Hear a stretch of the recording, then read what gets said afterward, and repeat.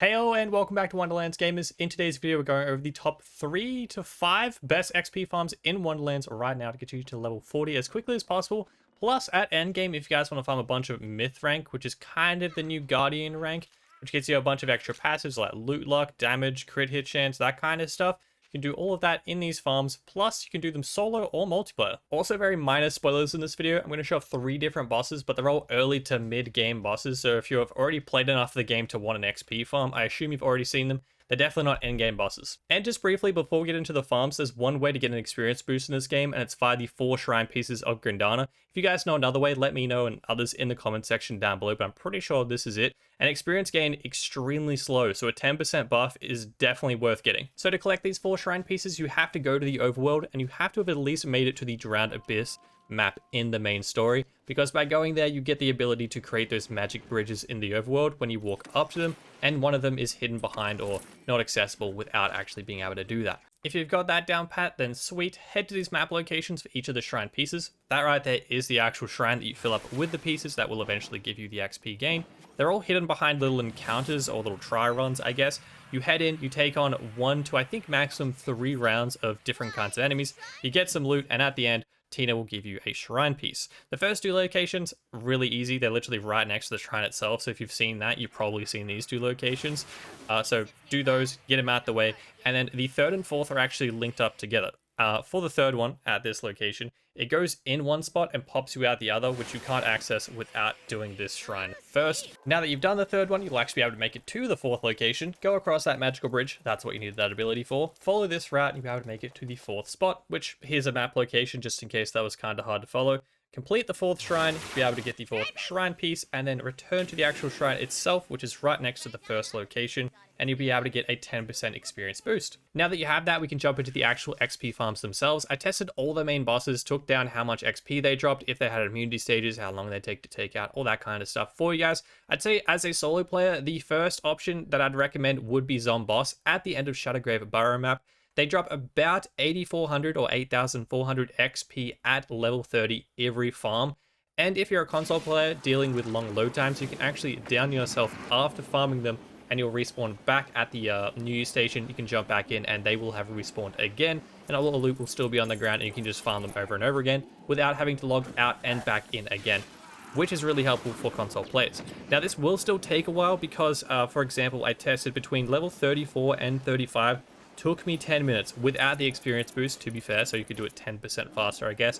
And you could probably pay a little bit more attention than I was. But that's a general kind of ballpark. About 10 minutes per level at around about 35. Also, an added bonus of farming one of the main bosses as an XP farm, which is kind of important and necessary, is you'll get legendaries, or at least high tier purples, which will get you up through those levels. Because if you go from 20 through 40 without getting any gear at the same time, good luck doing anything with that character at level 40. So by farming Zomboss, you'll get a bunch of world drops. The main reason I'd suggest farming one of the other world bosses that I'm about to recommend as well is the Zomboss dedicateds that I know of are 2 legendary shields, which aren't really going to help you in terms of damage output at level 40. But you might get some world drops and you might be fine with that. Otherwise, my second recommendation would be the Banshee boss at the end of Weep Wild Dankness.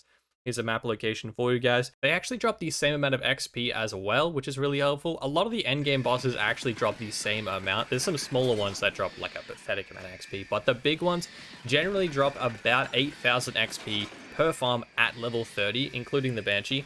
The difference is a lot of them have immunity phases, a really annoying one sometimes. One of the bosses has 3 full phases where you take out all their health bar, they go away and come back 3 separate occasions, and you only get 1 set of XP at the end. So if you know what boss that is, don't farm that one if you're looking for XP. The Banshee kind of has an immunity phase. You take out a little bit of their health, they go away and start doing their jump rope, mechanic, I guess. So that's 1 small immunity phase, and they can do that multiple times, but if you have a decent enough build, I know you're leveling, so you don't have a cracked one, but if you have a decent enough weapon to farm them, you can actually negate most of them. You pretty much have to deal with the first immunity phase, which is only like 3 seconds at best, and then the rest you can skip fire damage. And they can actually drop you some decent weapons as well. I don't know all of their dedicates for sure, but I do know at least one of them is a weapon, not just a shield, so that might be able to help you.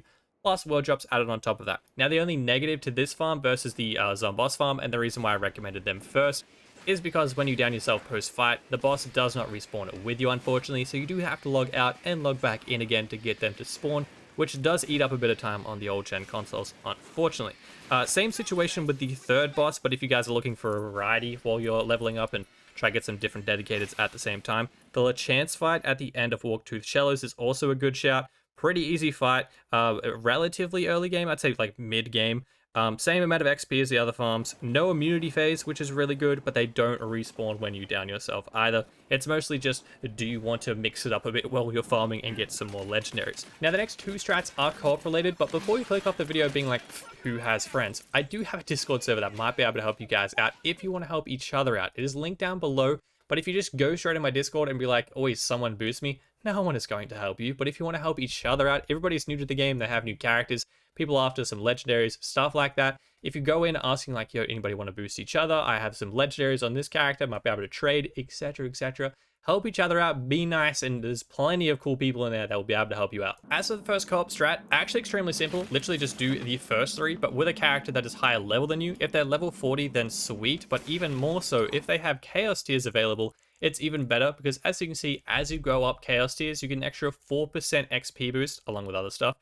Each level, which is kind of insane. So if you can just sit in the background while they're doing their farming at Chaos Tier 20, you're getting an extra 80% XP per farm, which by the way, doesn't exactly scale correctly, at least with Myth rank if you're farming that. I haven't been able to test it with regular XP yet, but at level 0 Chaos Tier, I farmed Zomboss 11k Myth rank XP, and then at whichever one gives you 48% XP boost, it gave me 19,500, which is more than 48% boost. It's about double. And the final strat, admittedly a little bit more difficult, but is the Chaos Chamber. If you do it solo, it's not great for XP, particularly compared to just farming Zomboss a bunch of times. But if you can do it co-op and get carried a little bit, it is actually huge.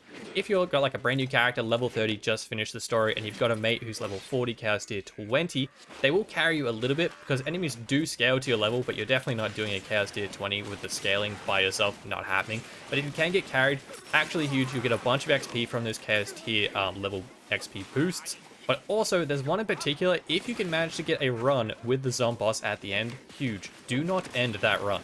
Make sure you do the entire thing, kill Zomboss, but don't go into the portal. Once that portal appears and it's golden, it's like, yeah, bam, go into the loot room.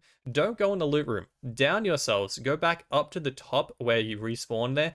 You won't lose lives because you've already finished the Chaos Chamber run. As soon as that portal shows up, you can't lose lives for your Chaos Chamber. You've completed it. You're supposed to just go to the loot room. But because Zomboss respawns like she does outside of the Chaos Chamber, you can down yourselves and just farm that on a loop and get a bunch of XP. You can get a bunch of Myth rank. It's really, really good. Granted, I know there is a ton of bosses in the Chaos Chamber that aren't anywhere near as easy to farm, and sometimes you blatantly won't be able to carry somebody who's lower level through them, but if you can get somebody to find a Zomboss run for you and you join them, it is really good for XP and really good for the higher tier player as well. And those are the best XP farms. If you guys could subscribe on the way out, that'd be much appreciated. You know that graph that every YouTuber shows for the subscribe versus not subscribe viewers? Yeah, mine's 90% not subscribed. So if you guys enjoy the videos, they help you out. If you could subscribe, that would mean a lot to me. We also have a second channel for Minecraft content if you guys want to check out that. We also have a Twitch channel, which we pretty much stream to every day. Both linked down below. Hope you guys have a fantastic day. Catch you guys in the next one. Till then, adios.